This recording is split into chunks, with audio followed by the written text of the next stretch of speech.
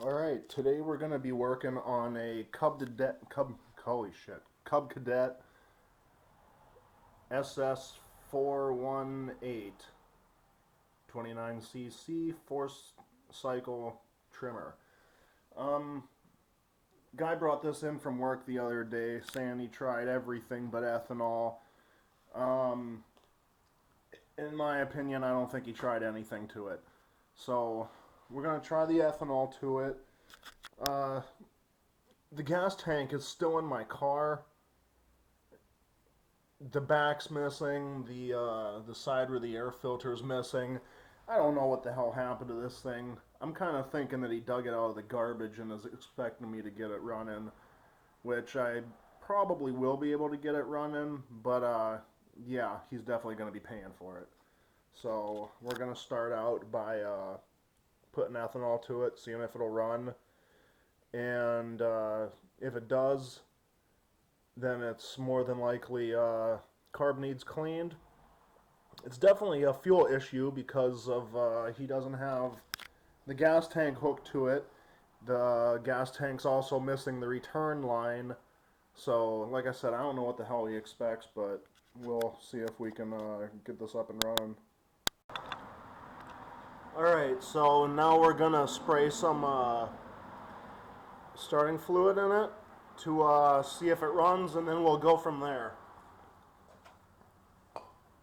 Since the air filter cover is already off, that's great, since they didn't give it to me anyway. So we'll hold the trigger open, so we open up the throttle body, put like 2 or 3 sprays in there, and what I do is I hold the throttle open. Holy fucking traffic. And then I'll hold the throttle open, give it a couple pulls, and we'll see if it starts.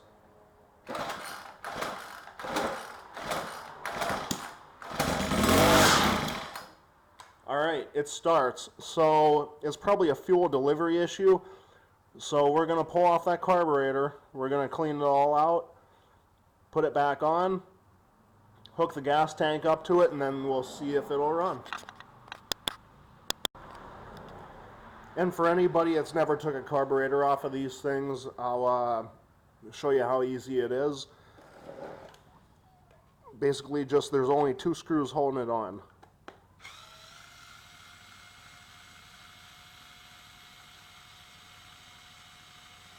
And they are quite long, because they're going the whole way through the carburetor.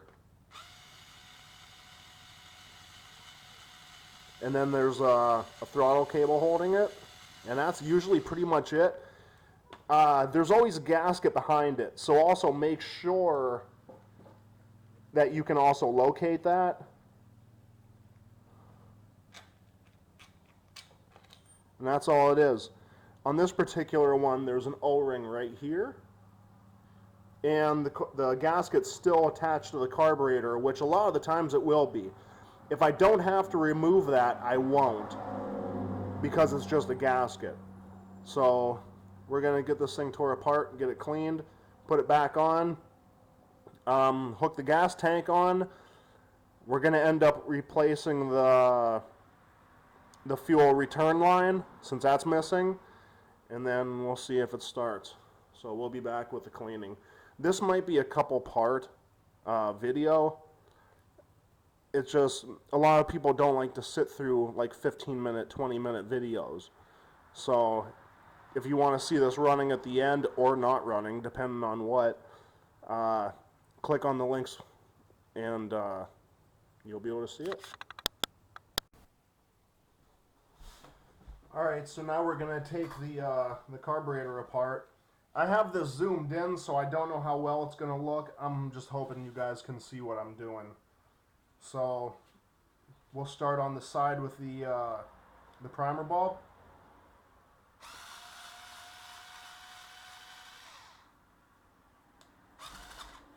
Oh,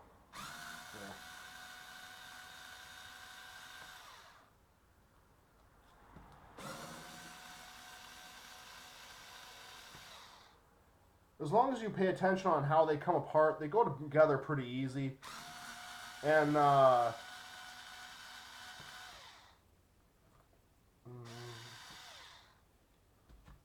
always take pictures of them before I put them apart. If it's a new kind that I never took apart yet. And this will all stay together. We'll take apart this top part. It's where the primer bulb connects to. Right here is your bottom diaphragm. And it seems to move pretty freely. A lot of the times the gaskets are stuck right to the metal. So you want to be careful pulling these apart. I use, if they don't just come off, I'll use a razor.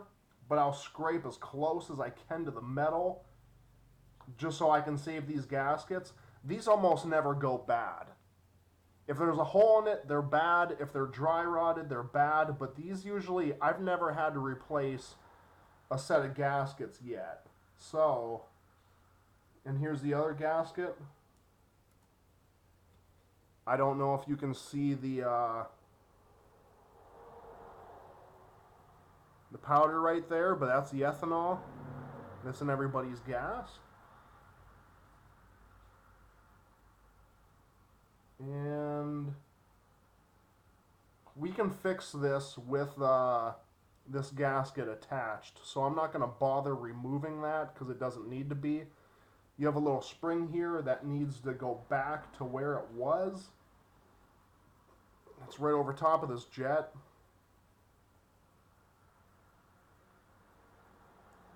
That is not right over top of this jet. It's on the opposite side. And then on the throttle body side,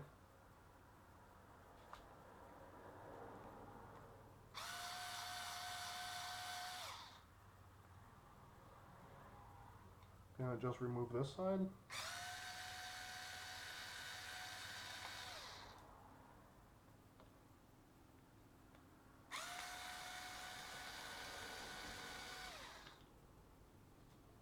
Stick them screws off to the side, and this should pull right out.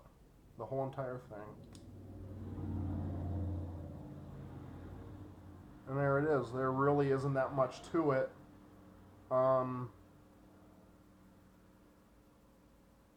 I think I see a clog. But what I'm going to do is I'm going to take the, you can use PB Blaster if you want. What I use is Croil.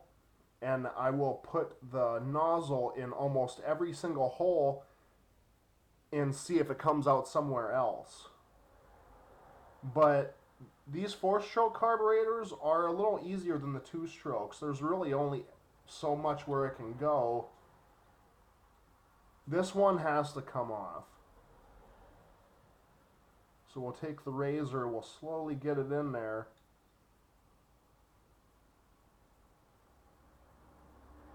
And don't rush this part. This takes a little bit of time.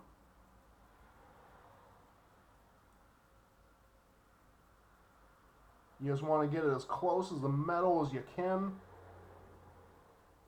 without cutting into the gasket.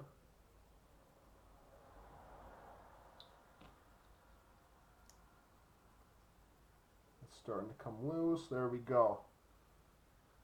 This side always faces down to your spring side. You have a little tiny screw right here. I wish this light was better for you guys. Let me see if I can fix it.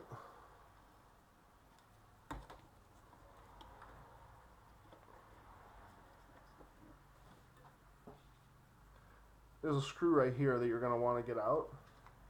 And keep that separate from the rest.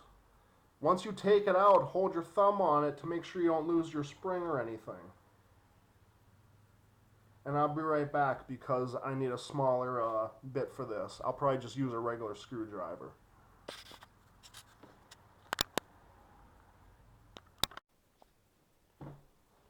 Okay, now we're going to take the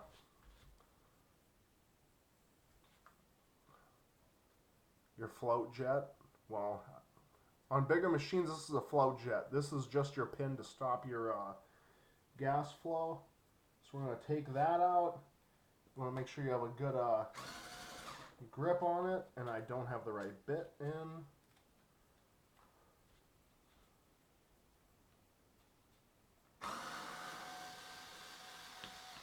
Now once you take this out, you're going to have a spring in there.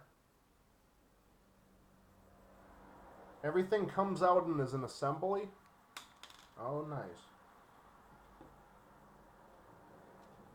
So what we're going to do next is inside this. We're going to take that penetrating oil and we're going to spray it in every single opening to make sure it comes out somewhere else. And then after that, we will throw in the ultrasonic cleaner and then clean it all up, use the air compressor, blow everything off, and see if everything works.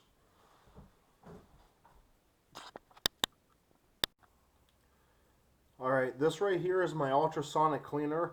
It's a Magnasonic, and it's originally made for jewelry, but I found out it's small enough for carburetors, so we're going to use it for just that.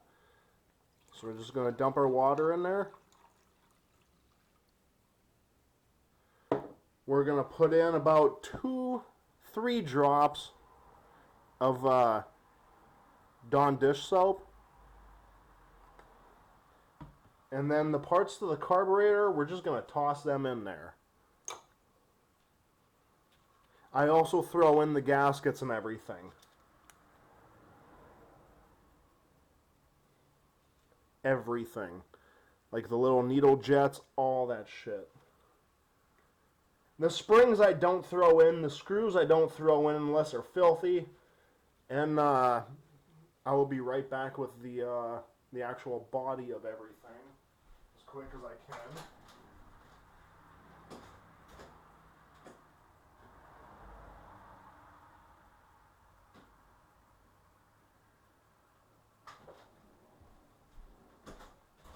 Sorry for the wait. But we're going to toss everything in. This normally comes with a little basket for it. But I don't really use it. I just toss everything in. And then I will set it on 480 seconds. And then I'll turn it on. And we'll see if you can see that cleaning or not. Let's move everything over.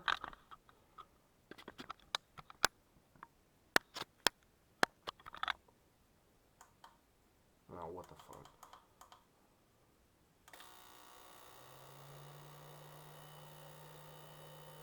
You should be able to see the water getting cloudy.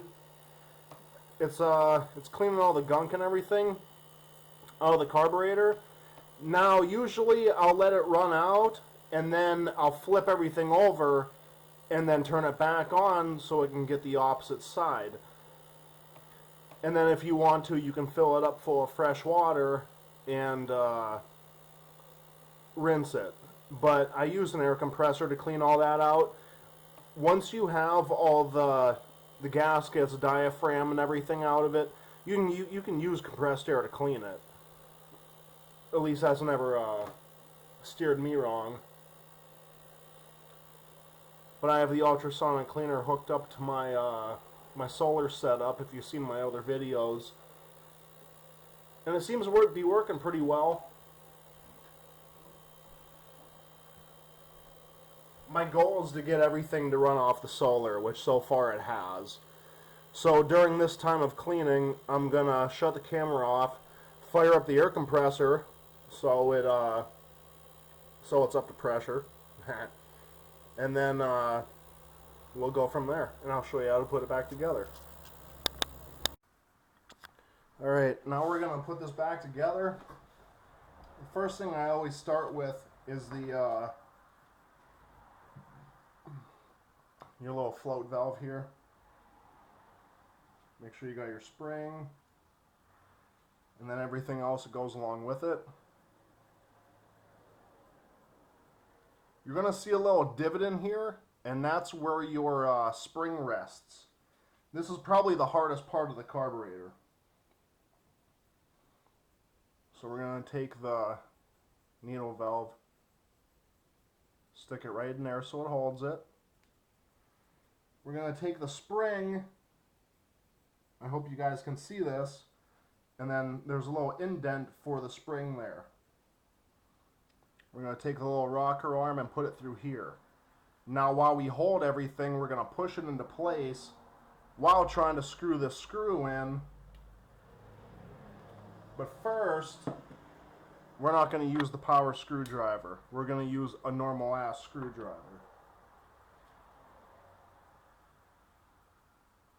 This usually takes a couple tries until you can figure out how it goes.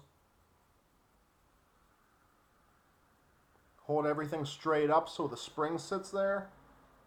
And then you push everything down in one swift push. And usually you can get it. If you take your time, it's going to go all over the place. And I think we got it. Try to line up your screw the best you can.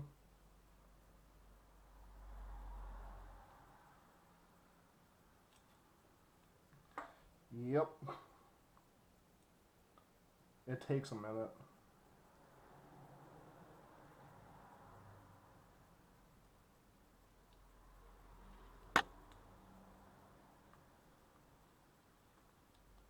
Once you get the threads started, you should be good to go.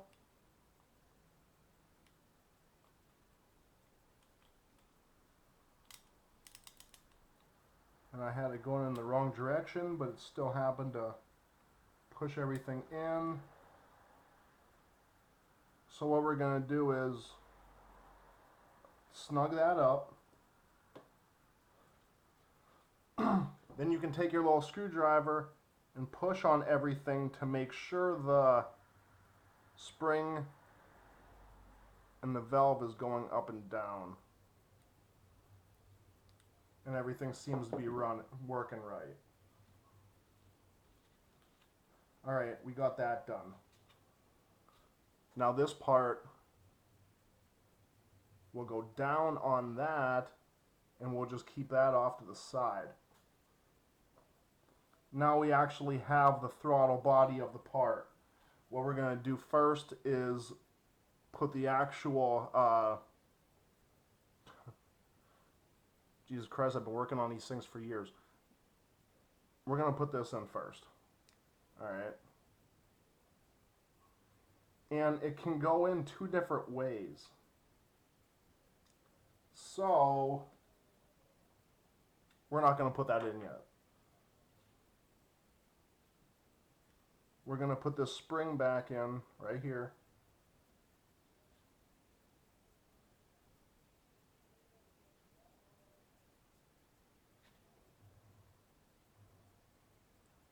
This right here, we're going to put a new primer bulb in it. Hold on a second, let me get some more stuff together. Alright, we're back, and the new primer bulb will not fit in this one because it's just a smaller model. So what we're going to do is, I showed you how to put this together. We're going to put the bottom gasket on it and then just push everything into place. Okay. So we're going to do it like that. We're going to take your 4 long screws and shove them back down in these holes.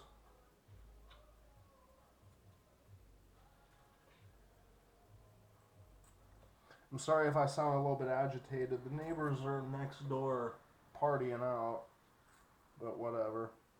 So we're going to take everything and stick it on top, and it'll go together like so.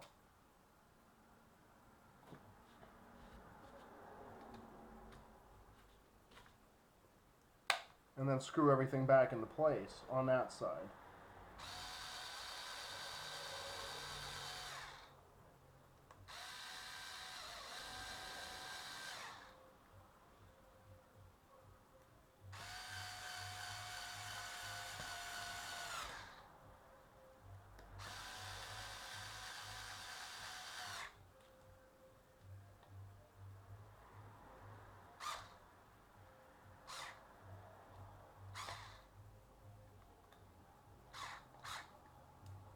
Alright, so we got that side put together. Now we're ready for this side. And this brings us back to where I said you should take pictures before tearing everything apart. So let me go back through my phone. I know this is unprofessional as shit, but we're gonna do it this way anyway.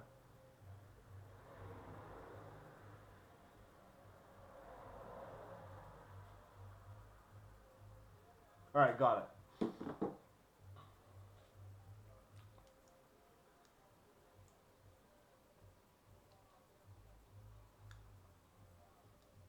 Perfect. Alright. So we're just going to put these back in the screw holes.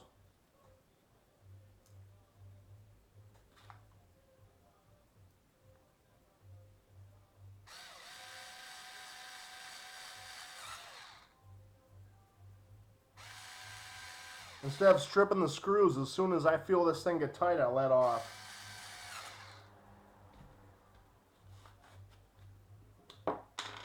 And then you can take a regular screwdriver and snug them up if you want.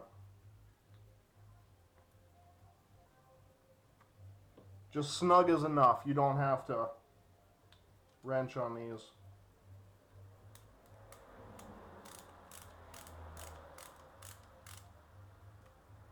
And that's all there is to it. This carburetor is cleaned. It's put back together. So we're going to toss it on. And then, since there's a fuel line missing, we're going to put it on and see if that's the issue. Which I'm willing to bet that it is. So we'll get back to that. Alright, we're back. We got the carburetor cleaned up, put it back together. We put the pitiful gas tank on and have lines that connect it now.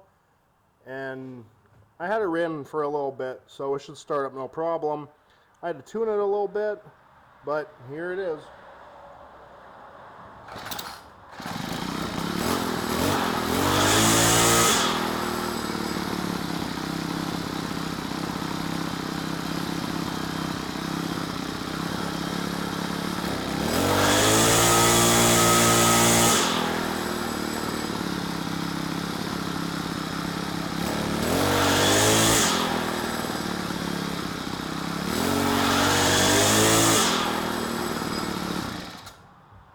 And there it is, running good enough for the junk that he gave me. Yeah, he's definitely paying for it.